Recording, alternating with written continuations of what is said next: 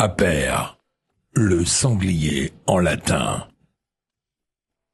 Aper, un vêtement à votre identité. Avec Aper, sortez des marques woke.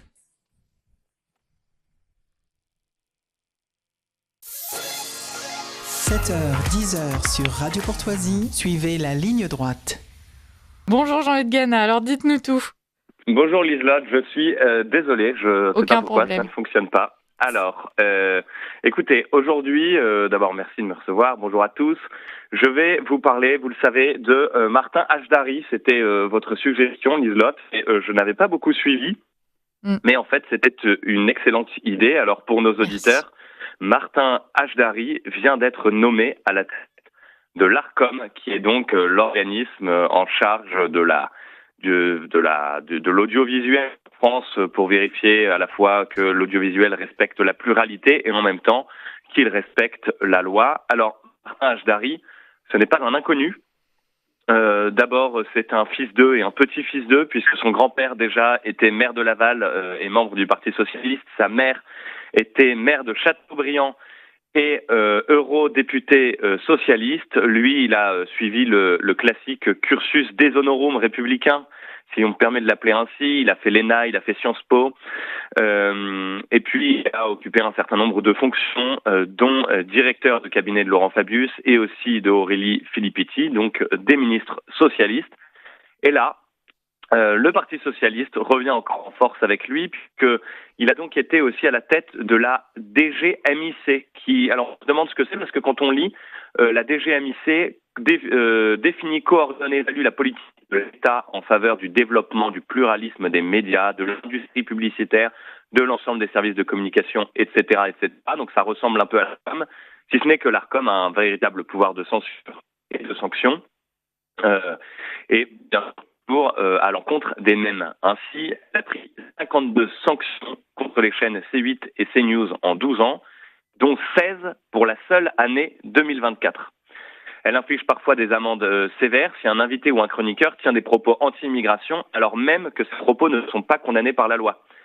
Et puis, bien sûr, C8 et CNews, donc qui appartiennent à Bolloré, sont les seules chaînes françaises à avoir fait l'objet de sanctions pécuniaires. Parce que, c'est bien connu, tous les autres médias respectent la pluralité,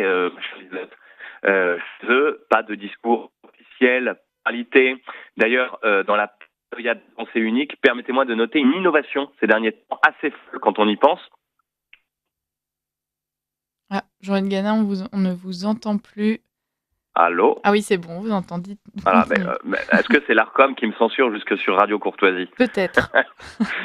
Non content de faire fi du réel, un certain nombre de ces médias du système ont poussé l'autisme à un stade très élevé, puisque désormais ils ne s'affichent plus sur X. C'est-à-dire que avant ils tenaient un discours officiel, maintenant ils veulent tenir un discours officiel, mais sans contradiction, et ils veulent le tenir à un auditoire qui serait d'accord.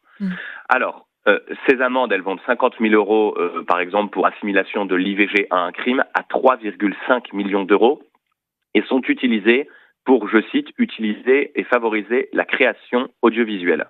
Alors, je me suis dit, bon, on va regarder, par contre, l'amende à 3,5 millions d'euros, à quoi elle a servi ? C'était lors de l'algarade entre Cobu Boyard et Hanouna. Elle a été allouée au CNC, un organisme chargé de faire la promotion de l'audiovisuel français. J'ai voulu aller voir, et dès la première page, je suis tombé sur la promotion d'une œuvre sur la Shoah. Encore une, me direz-vous. Et là, je me suis dit, mais quand va-t-on en siècle ? Combien de temps encore être dirigé et censuré les socialistes qui ne représentent qu'eux-mêmes ? Comment quelqu'un comme Hajdari, faire de honte, critiquant les danseuses trop blanches du ballet de l'Opéra de Paris et le répertoire européano-centré, comme s'il y avait des opéras extra-européens, comment ces gens-là peuvent-ils encore être en place ? Je vous renouvelle ma proposition, Liselotte. Il faut vraiment que nous rentrions au XXIe siècle. Est-ce que vous ne vouliez pas reprendre l'Arcom, s'il vous plaît ? Écoutez, il y a eu un mauvais réseau pendant toute votre intervention, et puis là, cette question-là est parfaitement claire. Je pense que c'est un signe du ciel, Jean-Luc Gana, et j'accepte cette proposition. Bon, eh bien écoutez, voilà. Espérons qu'au lieu des vérités sur l'immigration on sanctionne les mensonges sur la transition de genre et ou sur la falsification historique anti-française avec des amendes à quelques millions d'euros. Ça nous réjouirait tous un petit peu. Ce sera fait, j'accepte la mission. Merci Jean-Eudes Gana pour cette chronique et on vous retrouve la semaine prochaine.